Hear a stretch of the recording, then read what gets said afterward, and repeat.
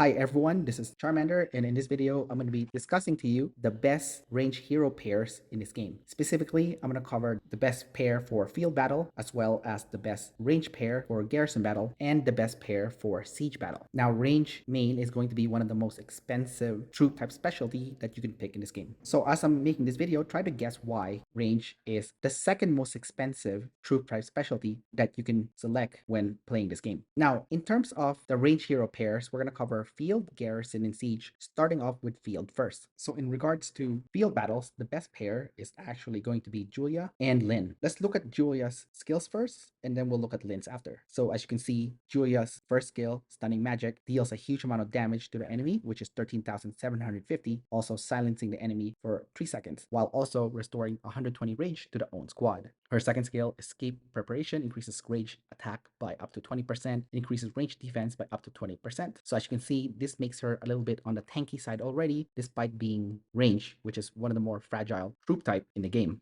Next, we have Mind Reading, which is a passive skill that reduces damage taken from basic attacks by up to 20%. When rage is more than 90%, increases skill damage dealt by up to 17% for 4 seconds. So as you can see, this further makes her additionally tanky while dealing extra skill damage. Her fourth skill is called Impenetrable, which increases the range squad HP by up to 40%, and there is up to 60% chance of being immune to taking increased damage. So as you can see, this makes Julia tanky on top of tanky. And basically, when she is awakened, she gets that silence ability, which I talked about already earlier, as well as that increased damage and increased rage regeneration. Now, if you look at Lynn, her first skill is called Precise Breakthrough, which deals a damage factor of up to 11,700. If flank, when not rallying or garrison, deals additional damage to the current target of up to 3,000 and reduces skill damage taken by 20% by up to 20 seconds for 2 seconds. So as you can see, this not only makes her deal more damage, but also makes her more tanky. And if you stack that with Julia's ability to take less damage, this makes these two pair quite tanky on the field despite being range heroes. Her second skill is called Auto Fortify, which increases the range attack by up to 30%, and if flank, when not rallying or garrison, increases range defense by up to 15%. So as you can see, Lynn is definitely built for field battle, and her increase in range defense will stack with Julia's increase in range defense. Her third skill, called Scan Weakness, is a passive skill that increases range squad HP by up to 34%. So that gives her more life, allowing her to survive longer in battle, which will stack directly with Julia's increase in HP as well. And counterattacks have a 20% chance to reduce all damage taken by up to 4.5% for 2 seconds. This effect can be triggered only once in 4 seconds. Her fourth skill, called Tactical Maneuver, is a passive skill that increases counter damage by up to 32% and range squad travel speed by up to 20%. So as you can see, her fourth skill makes her move a lot faster, allowing you to escape battle if you need to, while also doing counter damage to the enemy, making it annoying for the enemy to swarm Julia and Lynn together. When awakened, she gets a new skill called High Output Mode, when in the world map battles, increases range squad damage by 3%. In flank, when not rallying or garrison, reduces damage taken by 10%. So again, another ability that reduces damage taken by Lynn. So together, Lynn and Julia are the best pair together for range in terms of field battle because of the ability to survive longer while dealing huge amount of damage. Next, we're going to cover Garrison, and for Garrison, the best pair is going to be Lewis and Victor. Now, Victor is technically not a range hero, but if you're doing a range Garrison, Victor would do really well to pair up with Lewis. Let's look at Victor's skills first. So Victor's first skill is called Body Weapon. It is a rage skill that deals damage to the enemy to the target of up to 12,500, and if doing Garrison, increases this skill's damage by 15%. So as you can see, he's already built for Garrison. Next, there is Evolutionary Leader, which is a passive skill that increases own squad attack by up to 17% and increases squad HP by up to 17%. So as you can see, he deals a huge amount of damage while increasing the life of this hero's squad. The third skill is called Supervisor Privileges, which is a passive skill that reduces skill damage taken by up to 17%. When squad contains 2 or more types of troops, increases squad attack by up to 20%. So this one's pretty useless, especially the second skill. The first skill is definitely good because the second skill only works if you have multiple different troops in your squad. His fourth skill is called Survival of the Fittest, which is a passive skill. When doing Garrison, increases squad HP by up to 20%. Basic attacks have a 20% chance to deal additional damage to the target of up to 1,920. So again, providing extra life and additional damage. The awakened skill is called Natural Evolution, which enhances Body Weapon so that once he is awakened, deal damage to the target of up to 13,750. If doing Garrison, increases this skill's damage by up to 20%. Now, if you look at Lewis, his first skill, called To Hell, deals damage to up to 5 enemy squads in a circular area. Basically, this is the awakened version mentioned already, if you take a look at this, which is called Perfect Curtain Call, and it will deal damage to up to 5 enemy squads in a circular area with a damage factor of 12,000. Damage taken by each enemy squad reduced by 15% for every additional target enemy squad. So this is good because if someone tries to swarm this Garrison, they're all going to get hit by Lewis's rage skill. His second skill is called Massacre Concerto, which is a passive skill that increases skill damage by 30% and increase the HP of the rage squad by up to 10% when doing Garrison. So as you can see, Lewis is built for Garrison, and the increase in HP will stack with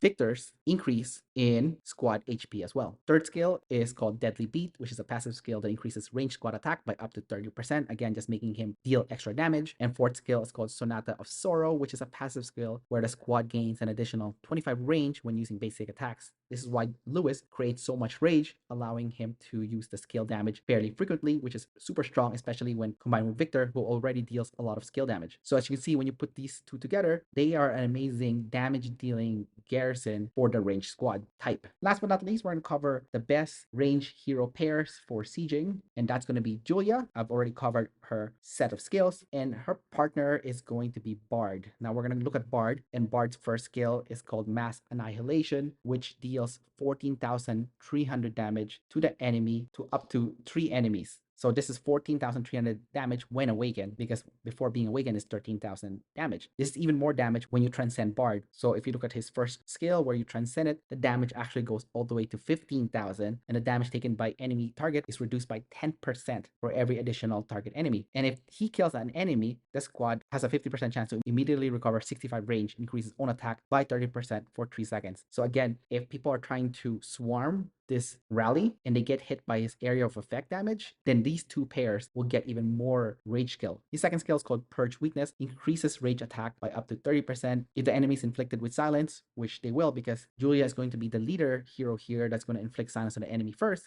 Then this will increase the basic attack damage dealt to the enemy by up to 21%. That's why Bard and Julia is the perfect pair, because of that silence making Bard stronger. His third skill, called Invincible Fleet, during sieges increases Bard's range defense by up to 25% and HP by up to 25%. This merely makes these two more tanky, especially because if you look at Julia, she has abilities to increase her defense as well as abilities to increase her squad HP. Bard's fourth skill is called Direct Confrontation, where during rallies increases skill damage dealt to the Garrison squad by up to 54%, which is ridiculous. That is a huge amount of damage, but it's a double-edged sword because it also increases the damage taken by him by up to 12.5%. However, with that being said, if you do get the chance to transcend Bard, then his fourth skill becomes less of a double-edged sword because the damage taken is going to be down to 6% instead of 12.5%. And also, Bard has a super weapon where he creates defense reduction in the enemy, allowing this pair to do even more damage when doing a siege, making them the absolute, if not the strongest, siege pair in this entire game. Now, I said at the start of this video that the range is one of the most expensive troop type to focus on. Maybe not as expensive as infantry main, because if you look at this best range hero pairs, because there's 5 different heroes you need to awaken in order to really have a strong lineup of range troops. Anyways, I hope you found this video helpful. Don't forget to like and subscribe, and I will see you next time.